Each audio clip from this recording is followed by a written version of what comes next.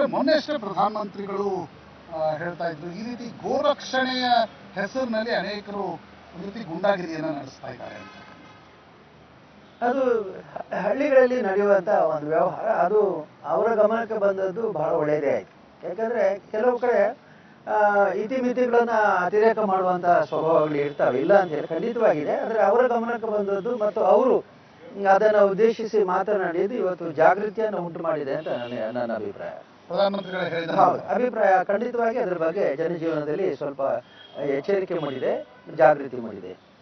ಕಳೆದ 3-4 ವರ್ಷಗಳಿಂದ ಕೆಲ ಮಠಾಧಿಪತಿಗಳ ಮೇಲೆ ಬಂದಿರತಕ್ಕಂಥ ಕೆಲ ಆರೋಪಗಳು, ಇದರಿಂದಾಗಿ ಜನಸಾಮಾನ್ಯ ಎಲ್ಲೋ ಒಂದು ಕಡೆ ಕನ್ಫ್ಯೂಸ್ಗೊಳಗಾಗ್ತಾರೆ ಅಥವಾ ಒಂದು ರೀತಿ ದ್ವಂದ್ವಕ್ಕೊಳಗಾಗ್ತಾನೆ ಅಂತಕ್ಕಂಥ.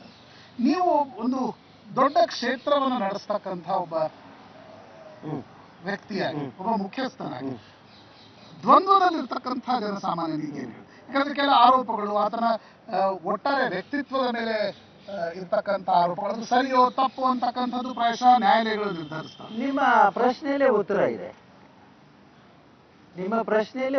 ನೀವು ಹೇಳಿದ್ರೆ ಆರೋಪ ಅಂತ. ಆರೋಪ ಅಂದ್ರೆ ಸತ್ಯ ಅಲ್ಲ ಅಂತ. ಹೌದು. ಈಗ ನಿಮ್ಮ ಪ್ರಶ್ನೆಯಲ್ಲಿ ಅದಕ್ಕೆ ಉತ್ತರ. ಯಾಕಂದ್ರೆ ಆರೋಪ ಅನ್ನುವಂಥದ್ದು ಯಾರ ಮೇಲೆ ಬೇಕಾದ್ರೂ ಹಾಕ್ಬೋದು. ಅದು ದೊಡ್ಡವ್ರ ಮೇಲೆ ಬರೋದು ಇನ್ನೂ ಸುಲಭ. ಆದರೆ ಅದರಲ್ಲಿ ಯಥಾರ್ಥತೆ ಸತ್ಯತೆ ಇರುತ್ತಾ ಇರೋದನ್ನು ಜನ ತೀರ್ಮಾನ ಮಾಡ್ತಾರೆ. ಅದಕ್ಕೆ ಹೆಚ್ಚು ಸಮಯ ಹೋಗೋದಿಲ್ಲ. ಅವ್ರು ಯೋಚನೆ ಮಾಡ್ತಾರೆ, ಅದನ್ನು ವಿಮರ್ಶೆ ಮಾಡ್ತಾರೆ, ಅದಕ್ಕೆ ಬೇಕಾದಂಥ ಪರಿಹಾರವನ್ನು ಮಾಡ್ತಾರೆ. ಇದು ಈ ಸಮುದ್ರ ಮಥನದ ಕಾಲದಲ್ಲಿ ಹೇಗೆ ಮಥನ ಆದಾಗ ವಿಷ ಮತ್ತು ಅಮೃತ ಬರುತ್ತೋ ಹಾಗೆ ಇದು ಬರುತ್ತೆ. ಈಗ ಸ್ಥಾನಮಾನದಲ್ಲಿ ಇರೋರಿಗೆ ಅವ್ರು ಯಾವುದೇ ದೊಡ್ಡ ಸ್ಥಾನದಲ್ಲಿ ಇರಲಿ, ಈ ಯಾವಾಗ ಒಂದು ಸಂದರ್ಭದಲ್ಲಿ ಮಥನಕ್ಕೆ ಒಳಪಡಬೇಕಾಗುತ್ತೆ. ಕಳೆದ ವರ್ಷ ಧರ್ಮಸ್ಥಳದ ಮೇಲೂ ಕೂಡ ಸಾಕಷ್ಟು ಆರೋಪಗಳು ಬಂದು, ಧರ್ಮಸ್ಥಳದ ಬಗ್ಗೆ ಸಾಕಷ್ಟು ಚರ್ಚೆ ಆಯಿತು. ಒಂದು ರೀತಿ ರಾಜ್ಯದಾದ್ಯಂತ ಚರ್ಚೆ ಆಯಿತು. ಮಾಧ್ಯಮಗಳ ಒಂದು ಲೀಡನ್ನು ತೆಗೆದುಕೊಂಡು ಅದನ್ನು ಹೇಗೆ ತೆಗೆದುಕೊಳ್ತೀವಿ? ಅದಕ್ಕೆ ಕ್ಷೇತ್ರಕ್ಕೆ ಸಂಬಂಧಪಡದ ವಿಷಯ ಇದು. ಎಷ್ಟು ಕೃತಕವಾಗಿ ಆ ಸಬ್ಜೆಕ್ಟನ್ನು ನಿರ್ಮಾಣ ಮಾಡಿದ್ರು ಅನ್ನೋದ್ರ ಮೇಲೆ ಅದರ ಯಥಾರ್ಥತೆ ಇದೆ.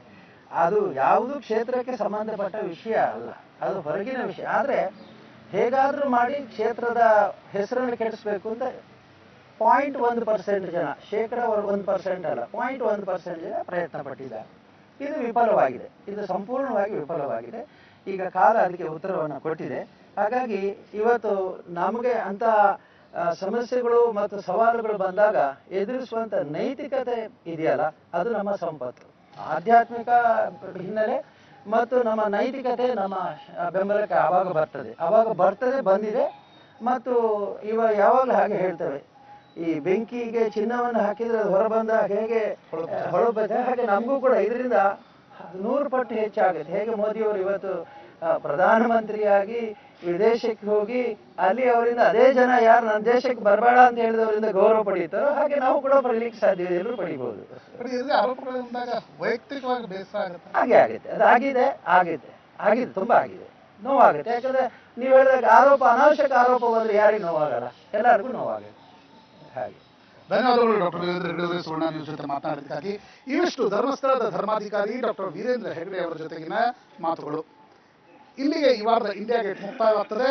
ಮತ್ತೆ ಮುಂದಿನ ವಾರ ದೆಹಲಿಯ ಹೊಸ ಸುದ್ದಿಗಳೊಂದಿಗೆ ಭೇಟಿಯಾಗ್ತೀನಿ. ಅಲ್ಲಿವರೆಗೆ ಟೇಕ್ ಕೇರ್, ಗುಡ್ ಬೈ.